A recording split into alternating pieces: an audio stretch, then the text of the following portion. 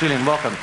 It's been reported that WikiLeaks, your baby, has, in the last few years, has released more classified documents than the rest of the world's media combined. Can that possibly be true? Yeah, can it possibly be true? It's a worry, isn't it? That the rest of the world's media is doing such a bad job that a little group of activists is able to release more of that type of information than the rest of the world press combined. How does it work? How do people release the documents, and how do you secure their privacy? Well, so these are, as far as we can tell, classical whistleblowers. And we have a number of ways for them to get information to us. So we use this state-of-the-art encryption to bounce stuff around the internet to hide trails, pass it through legal jurisdictions like Sweden and Belgium to enact those legal protections. We get information in the mail, the regular postal mail, encrypted or not, vet it like a regular news organization, format it, which is sometimes something that's quite hard to do when you're talking about giant databases of information, release it to the public, and then defend ourselves against the inevitable legal and political attacks. So you make an effort to ensure the documents are legitimate, but you actually almost never know who the identity of the source is. That's right. Is. Yeah, very rarely do we ever know. And if we find out at some stage, then we destroy that information as soon as possible. God damn it.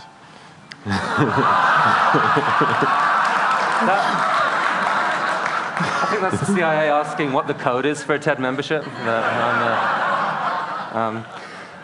So let's take an example. Actually, this is something you leaked a few years ago. If we can have this document up. So this was a story in Kenya a few years ago. Can you tell us what you leaked and what happened? So this is the Kroll report. This was a secret intelligence report commissioned by the Kenyan government after its election in 2004. Prior to 2004, Kenya was ruled by Daniel Arap Moi for about 18 years. He was a soft dictator of Kenya. And when Kibaki got into power through a coalition of forces who were trying to clean up corruption in Kenya, they commissioned this report, spent about £2 million on this and an associated report. And then the government sat on it and used it for political leverage over Moi, who was the richest man, still is the richest man in Kenya. It's the holy grail of Kenyan journalism. So I went there in 2007, and we managed to get hold of this just prior to the election, the national election, December 28. When we released that report, we did so 3 days after the new president, Kibaki, had decided to pal up with the man that he was going to clean out, Daniel Arap Moi. So this report then became a dead albatross around President Kibaki's neck. And I mean, to cut a long story short, word of the report leaked into Kenya, not from the official media, but indirectly. And in your opinion, it actually shifted the election. Yeah, so this became front page of The Guardian and was then printed in all the surrounding countries of Kenya, in Tanzania and South African press. And so it came in from the outside. And that, after a couple of days, made the Kenyan press feel safe to talk about it. And it ran for 20 nights straight on Kenyan TV, shifted the vote by 10%, according to a Kenyan intelligence report, which changed the result of the election. Wow. So your leak really substantially changed the world. Yep.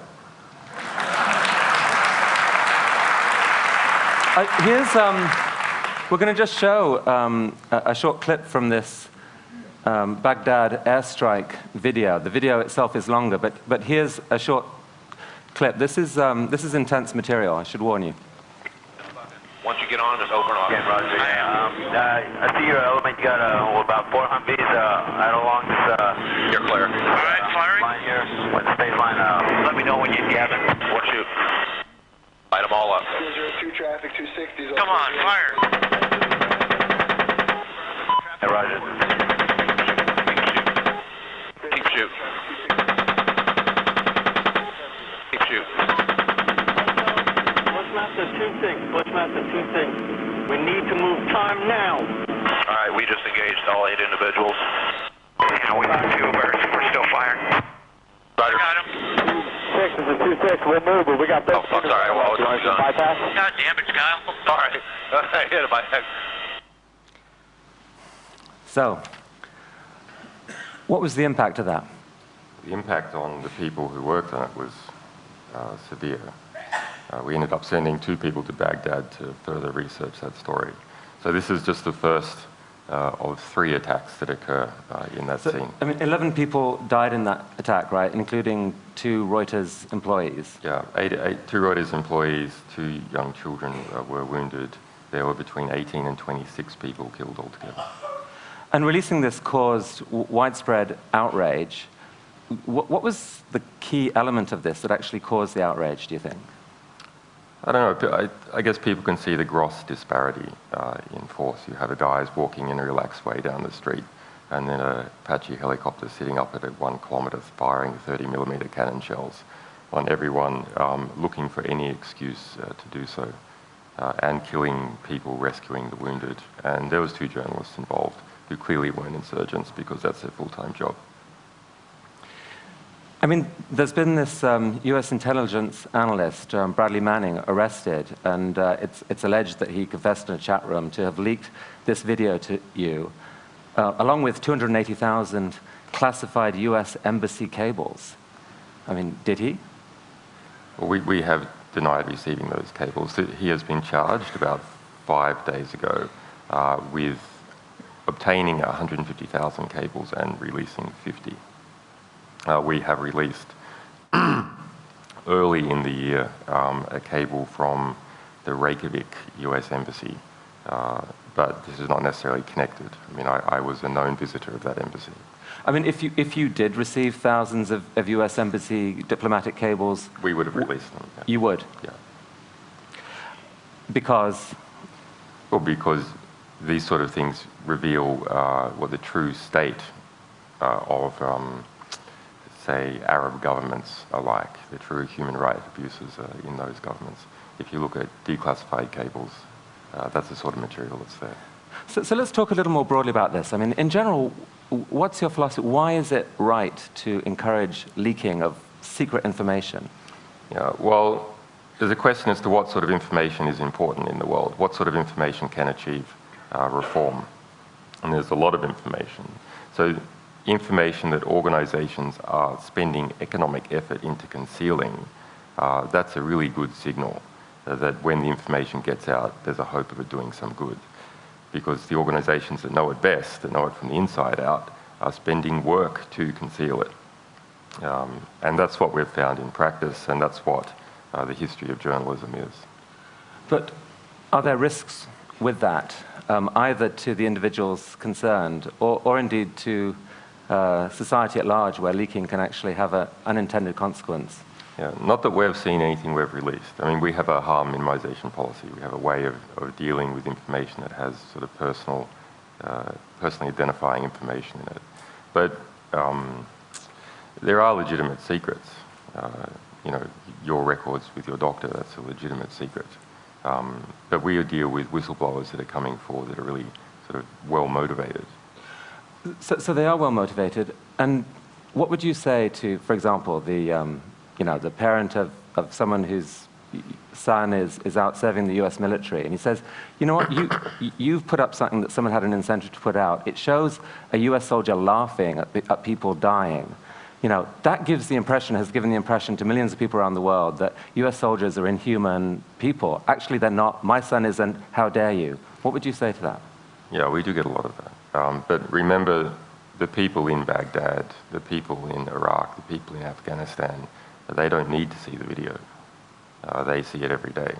So it's not going to change their opinion. It's not going to change their perception. That's what they see every day.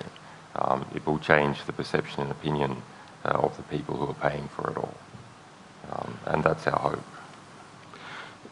So you found a way to shine light into what you see as these sort of dark secrets in companies and in government. Light is good. But do you see any irony in the fact that in order for you to shine that light, you have to yourself create secrecy around your sources? Not really. I mean, we don't have any WikiLeaks dissidents yet. We don't have sources who are dissidents on other sources. Should they come forward, I mean, that will be a tricky situation for us, but we are presumably acting in such a way that people feel morally compelled to continue our mission, not to screw it up. I'd actually be interested, just based on what we've heard so far, just to get I'm curious as to the opinion in the TED audience, and you know, there might be a couple of views of WikiLeaks and of Julian. You know, hero, people's hero, bringing this important light, dangerous troublemaker. Who's got the hero view? Who's got the dangerous troublemaker view? Well, it's, oh, come on. There must be some. It's a soft crowd, Julian, a soft crowd. We have to try better. Let's show them another example. Now, here's something that you haven't yet leaked, but I think for TED, you are. I mean, it's an intriguing story that's just happened, right? Yeah. What is this? So this is like a sample of what we do sort of every day. So late last year, in November last year, there was a series of well blowouts in Albania. Like the well blowout in the Gulf of Mexico, but not quite as big. And we got a report, a sort of engineering analysis into what happened, saying that in fact security guards from some rival various competing oil firms had in fact parked trucks there and blown them up. And the Albanian part of the Albanian government was in this, et cetera, et cetera. And the engineering report had nothing on the top of it. So it was an extremely difficult document for us. We couldn't verify it because we didn't know who wrote it and knew what it was about. So we were kind of skeptical that maybe it was a competing oil firm just sort of playing the issue up. So under that basis, we put it out and said, look, we're skeptical about this thing. We don't know, but what can we do? The material looks good, it feels right, but we just can't verify it. And we then got a letter just this week from the company who wrote it, wanting to track down the source. Saying, hey, we want to track down the source, and we were like, oh, tell us more. What document is it precisely you're talking about? Can you show that you had legal authority over that document? Is it really yours? So they sent us this screenshot with the author in the like Microsoft Word ID. Yeah.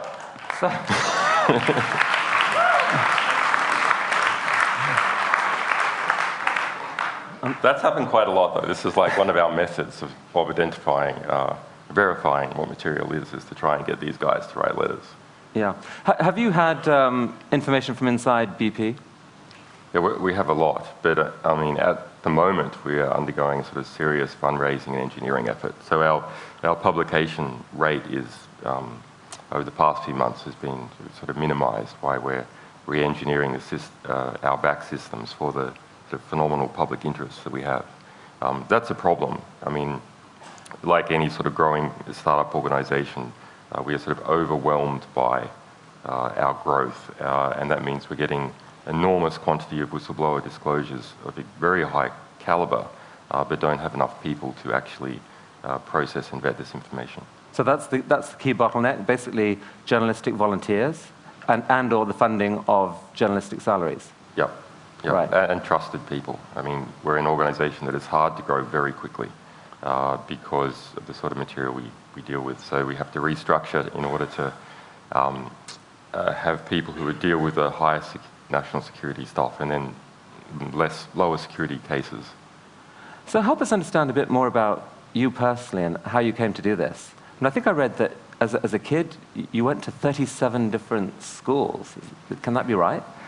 You know, my parents were in the movie business and then on the run from a cult. So the combination between the two. I mean, a psychologist might say that's a recipe for breeding paranoia. What, the movie business? Exactly.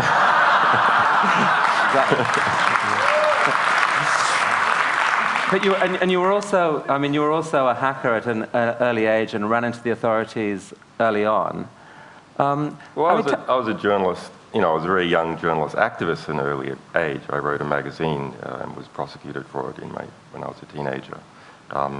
So you have to be careful with hacker. I mean, there's a method that can be deployed for various things. Unfortunately, at the moment, it's mostly deployed by the Russian mafia in order to steal your grandmother's bank accounts. So this phrase is not as nice as it used to be. Yeah, well, I certainly don't think you're stealing anyone's grandmother's bank account.